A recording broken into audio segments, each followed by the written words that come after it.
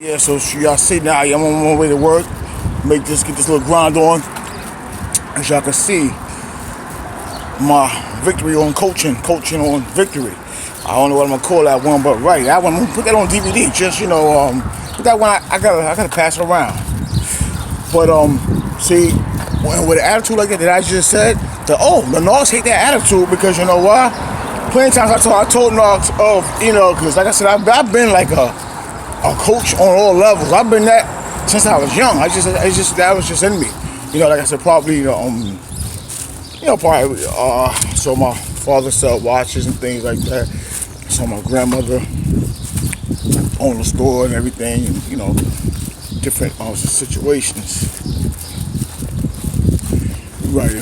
My mother also motivated me, but like I said, for the most part, glory to God, I just superseded into who I am. So, right, so I've always told whoever, around, hey, bro, if you can do it better, if you can take something, whatever it is, do it. And, they look at you like you lost your mind. Because, see, like I said, I've never been at a loss for confidence. I've never been at a loss for faith. I've always been rich. So no matter what someone would take from me, I guarantee you, it just like, honestly, it don't matter because I just got more to come. I'm like a fireball where I stay coming, right. I'm just a true underdog that can't be read. So, that right there is the attraction for others, and that's the addiction. So me, I gave plenty the green light, old and younger, go ahead, run, do what you gotta do. But that's when I realized, even when you told those to do what they gotta do, and they never made nothing of themselves with what you told them to do, that's what I was dealing with. So people just want to infringe and copy for no reason, just to look good. So that's what I started to realize, So like I said, when you got this kind of wisdom, you have to thank God, of course. Got this kind of knowledge and this understanding, right? You have to thank the Most High God. And most of the time, it's for you to be by yourself. I'm gonna be real with you. When I say by yourself, I mean with whatever business plans you have, with whatever you're gonna do, even serving God, because this is just a point. That addiction people become so addicted that they just don't know how to formulate with you. Right? They don't. And the thing is, they'll receive the coaching from you or whatever you. Then now they're the coach. Then they're the player. Then they're this. And they're that. And when you're sitting things in play, like I said, look, you're telling people things like, listen, coaches don't also play. And if a coach does play, it should not be a conflict of interest. You know what I mean? Because I'm a strategist also. So, right, I'm master one at that, and that's just real. So, in reality, you start to see and you start to understand that those that are really heavily anointed, those that are really wearing in tunes, most of the time you can't really get with a team because there is no team that, I'm gonna be honest with you, there's no team. Okay, this is the point. Instead of the team being a team, the team wanna be you. Because that's the thing, they don't want it, because when you have like all the tools, and thank God when you have all the tools, when you have that it factor and you just really have it, like honestly, like you are that it, and that's just real. When it's hard for somebody not to want to be. So it's hard for a woman not to be jealous. It's hard for a man not to be jealous sometimes. And like I said, you don't have no reason to be jealous because you know what you have, and even if you didn't have it, you wouldn't be jealous because you just know who you are. So see, like I said, so that's the point. So like I said, I told people who run with it, do it better than me. They looked at me like I was crazy. They did not understand what that means. That's the point. See, and that's how you don't live life. Because in order to live life, you got to give life. So you give what you got, because you not only to get more, you give what you got because you have more. So let me tell you something. Most High God, bless him, glory his name. I kiss him all the time. What I'm gonna say about him is this: even though vengeance is his, and he does the finished work for us. He's given us a lot of power to go out here and do different things. So right, so when you give something away, believe you me, it's not that you just get it back, it's that you got more within you.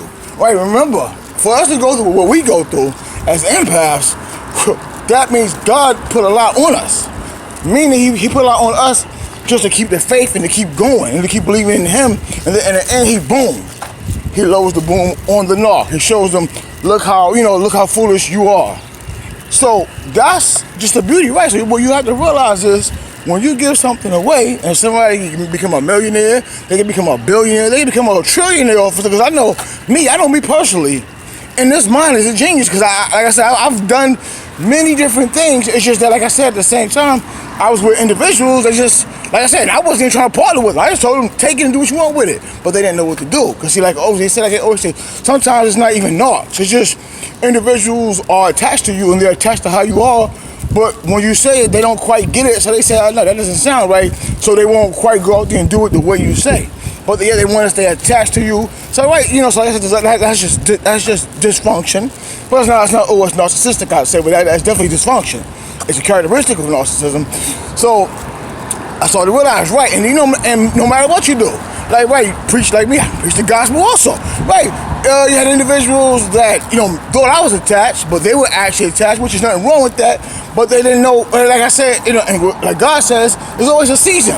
So they just didn't know how to say, okay, let me go on to the next, whatever. They tried to stay attached for whatever reasons, and it wasn't always the Most High God telling them to stay attached. So the point is it's just about knowing what you do, knowing the season of it, and really grouping up with those that you can group up with. Like, just like they said with Christ only chose 12 of the disciples. And as we can see, as an example, right, look what that 12th disciple did. Right, just like when Lot and his wife and his children were running. Okay, look how the wife looked back. Right, you understand? So always when someone is chosen from the Most High God, you see what they do. So just like in life itself, when you choose your disciples, your apostles, you choose your posse, you choose your clique, I'm laughing about you choose the ones that you run with, you choose your real family, meaning, the blood that God has made for you to be with, meaning, whoever it may be, and they could be 80 of them, but say you only choose like 7 of them, right? Because y'all have distinct personalities, but y'all complement each other. God don't compete against each other. It's just that the characteristics just make sure what you do stick out. It makes sure that the team itself is compact, ready to win, and everybody is for each other, not against each other. You understand? So right, so like I said, out of 80, out of 80, you only choose 7 people. Right, because most of the time, it's about being by yourself, because believe you me, people can say all the time, oh, this and that, and a team is needed, but believe you me, when they put to the test to really do it, they can't do it at all. Then they'll hear a message like this and just say, oh, I've said the same thing, and I said, nah, right, no, they have not said the same thing. Believe you me, if they went through what I went through and they said the same thing, that's why they didn't say the same thing, because believe you me, if people who said the same thing as I said, believe you me, they would be more, and not only said, did. Because as you can see, I already know the science behind it. Like, right, like I said, what Christ said, right? That's why you choose, you can only be around a small group. And most times you have to really do the building by yourself, because you know what you're doing, right? And if you're a team, the team is going to build, you're going to be inseparable together. This is very simple. You're going to be inseparable, because the real mission is just the same thing. Right, whatever that mission may be, it's the same thing. And the mission is not, let me worry about if she got a man or a woman like him. If that's not a mission. Oh, let me have my woman around, let me have my man around. That's not a mission. Oh, it's because the child, I can't do this and I can't do that. That's not a mission either, because see, you give life to give life. So right, so if you have a child, like example, you have a child, believe me, you're going to be on that mission that you're doing even stronger. I mean, you're going to be on that mission so hard, even that beautiful child with his brown eyes or her brown eyes, they won't understand it. Oh, daddy doing this, mommy doing that, they're going to understand it, because you're giving them life. Because see, some people do things a lifetime and still don't give nobody life.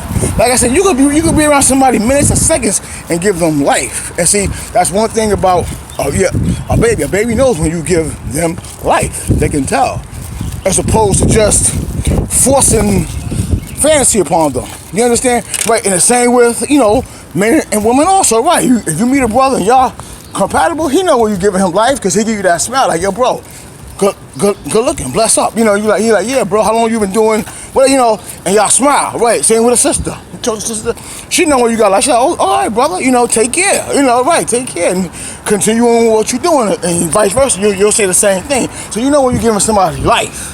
Right, so you know the family that pray together, stay together, you know when they give each other life, not when they give each other a bunch of memories that they don't know how to expound on, they don't know how to go forward with. That's not giving life. That's speaking past life that you can't live because now that's dead. That's why, like they said, right, you know, when my mother, father, and them deceased, grandmother deceased, I became the new blood. I became the new blood, meaning I had to supersede what they did. And see, by me saying that, I know what I had to do. I'm not holding back. Saying, oh, well, let me don't say I had to supersede them because that's prideful and arrogant. That's not prideful and arrogant. I'm supposed to supersede them. Just like I said, it's the very same thing about my son. Right, you understand? You're supposed to supersede, but see, but you can't be made to supersede. Right, you have to supersede on your timing. Like, you know, if you're young and you're a baby, you get you're not gonna supersede nobody because you're a baby. Hold on 1 minute, train.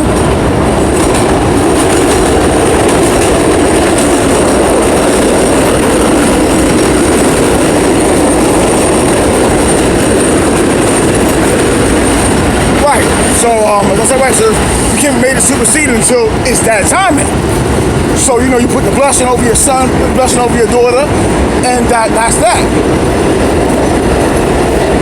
But you're speaking life and blessing them with life.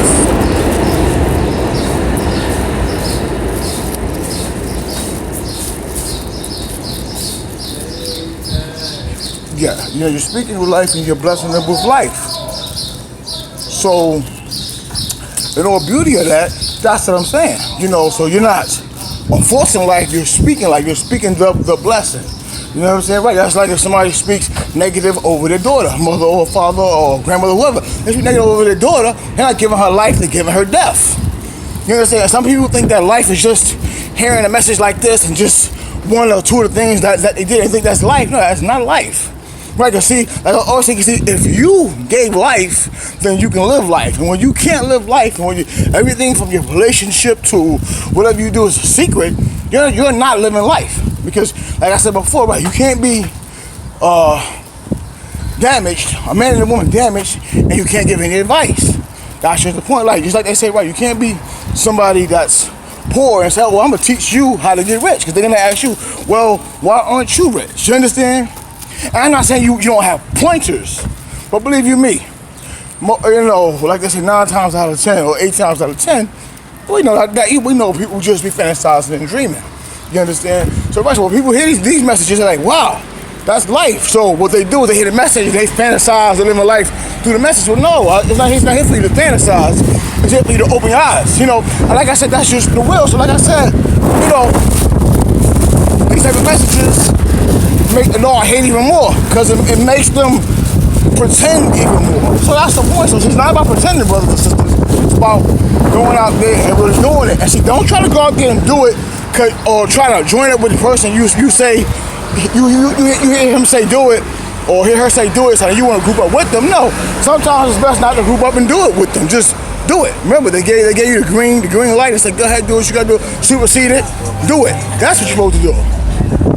Right, remember, everything that we do is not always for us just to stay connected with each other, because remember, conflicts and different things happen, and sometimes conflicts that don't need to be. Right, so the only person you should be around or really doing things with is your team. Your team. Whether online, offline, here, there, whatever. That's all it should be. And you gotta know who your team is. You can say, oh, well, we was a team, but egos got in the way. Well, if egos got in the way, what are you doing now? And if egos got in the way, are you inviting them egos back? See, and that's just the point. Oh, this got in the way, that got in the way. Why did it get in the way? Right. When football players don't play, football players don't have their woman there for nonsense. Same with basketball players. Same with, right. So see, the reason why y'all don't make it is because you're not a coach. You're not tossing out who needs to be tossed out. You're not doing what you're supposed to do. Then, so you don't even know if you're a coach or if you're a player. You don't even know if you're a player or if you're a novice. You don't even know if you're a novice or you're a professional. So see, if you don't know these things, how could you really exemplify anything, right? And you hear brothers like myself speak, then you say, oh yeah, right. You can't jump on what I'm doing, because there's a point. See, I know what I'm doing, and I do it to a level of I'm doing like I was before. I'm doing like I was before. I'm doing what I have to do. See, doing this is doing what I'm supposed to do. This is something that I never knew I was going to be doing, and I got a lot of different things that I'm doing now that's just coming out, and that's the point. So, like I said, the way I do things, right? So if I had somebody that was really they say we teams, they will be on here saying, oh yeah, brother, this is how we do it. And they will be on here doing it because that's what a team is. A team doesn't leave. A team doesn't let someone do things by themselves. A team is together. That's the point. Yeah, so a team is not separate and then tries to get themselves involved and think they're going to be involved by trying to put a Lego together when they know the puzzle don't fit and they know the piece don't fit. That's not called a team. That's called an opportunist trying to bring forth, trying to bring forth something that they didn't help create, or trying to bring forth something that they don't know how to finish. Trying to bring forth a fantasy. Remember, team members always play together, and that's just how it is. Never separate. And remember, a team knows they're not playing. It's very serious, y'all. Well, I'm gonna continue speaking in a minute. Give me a second, y'all. With the next topic, peace.